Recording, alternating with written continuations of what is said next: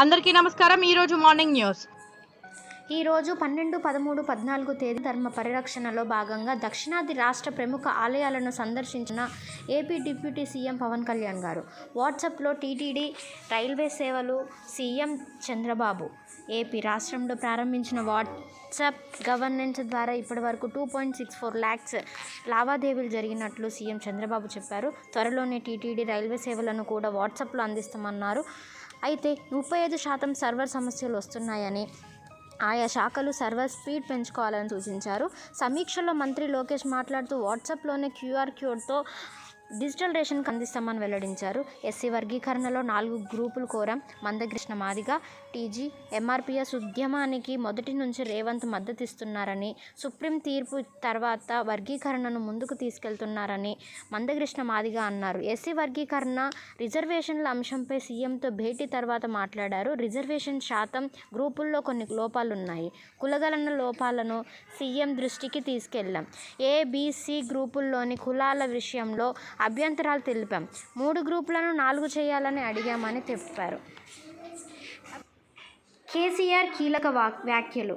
TG party మారిన 10 మంది ఎమ్మెల్యేల నియోజకవర్గాలు ఉప ఎన్నికలు రావడం ఖాయమని మాజీ సీఎం కేసీఆర్ తెలిపారు.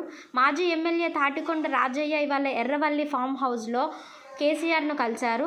ఈ సందర్భంగా మాజీ సీఎం మాట్లాడుతూ స్టేషన్ ఘన్పూర్లోని ఉప ఎన్నిక వస్తుందని, కడియం శ్రీహరి ఓడిపోయి రాజయ్య గెలుస్తారని జోస్యం చెప్పారు. ఉప ఎన్నికల్లో పార్టీ మారిన ఎమ్మెల్యేలకు ప్రజలు బుద్ధి చెప్తారని అన్నారు.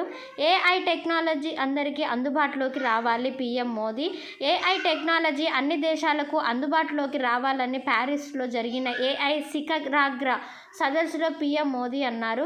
ఏఐ అనేది ఇప్పటికే మన రాజకీయ, ఆర్థిక, బాధ్యత, సామాజిక వ్యవస్థల్ని సమూలంగా మార్చేస్తుంది. ఈ శతాబ్దంలో మానవాళికి ఏఐ కోడ్ వంటిది. శరవేగంగా అభివృద్ధి చెందుతుంది. అంతే వేగంగా ప్రజలకు అందుబాటులోకి వస్తుంది. ఏఐలో మా అనుభవాన్ని ప్రపంచంతో పంచుకోవడానికి మేము ఎల్లప్పుడూ సిద్ధమని పేర్కొన్నారు. తెలంగాణలో రాహుల్ గాంధీ ఆకస్మిక పర్యటన. టీజీ కాంగ్రెస్ అగ్రనేత రాహుల్ గాంధీ నేడు రాష్ట్రంలో పర్యటించనున్నారు. ఢిల్లీ నుంచి విమానంలో హైదరాబాద్ రానున్న ఆయన అక్కడి నుంచి హెలికాప్టర్లో హన్మకొండకు వెళ్లనున్నారు. సాయంత్రం 5:30 ఓ ప్రైవేట్ కార్యక్రమంలో పాల్గొన్న అనంతరం పార్టీ శ్రేణులతో సమావేశం అవుతారు. రాత్రి 7:30 తర్వాత ఆయన రైలులో తమిళనాడు బయలుదేరతారు. రాహుల్ ఆకస్మిక పర్యటన నేపథ్యంలో అప్రమత్తమైన పోలీసులు నిమగ్నమయ్యారు. ఢిల్లీలో ఓడితే పంజాబ్ ఎమ్మెల్యేలతో ఏకే భేటీ. కాంగ్రెస్ సెటైర్లు.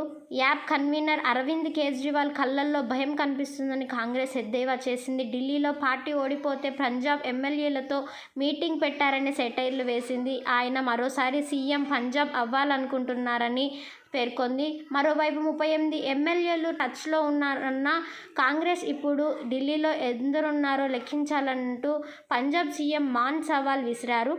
ఢిల్లీ ఓటమి అనుభవాన్ని పంజాబ్లో ఉపయోగించుకుంటున్నామన్నారు. కాంగ్రెస్ నాయకులను గల్లాపట్టి కొట్టే రోజులు కేటీఆర్. కాంగ్రెస్ నాయకులను ప్రజలే గల్లాపట్టి కొట్టే రోజులు దగ్గరలోనే ఉన్నాయని మాజీ మంత్రి కేటీఆర్ అన్నారు.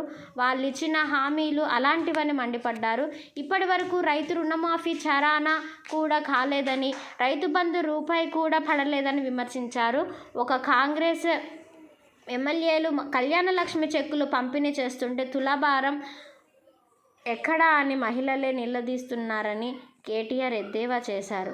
అవినీతి నిరోధక చట్టాన్ని సస్పెండ్ చేసిన డొనాల్డ్ ట్రంప్ రెండోసారి అధికారం చేపట్టాక పాత చట్టాల దుమ్ము దులిపేస్తున్నారు. యుఎస్ వ్యాపారులకు విఘాతం కలిసొస్తుందని ఫెడరల్ చట్టం FCPA వేశారు.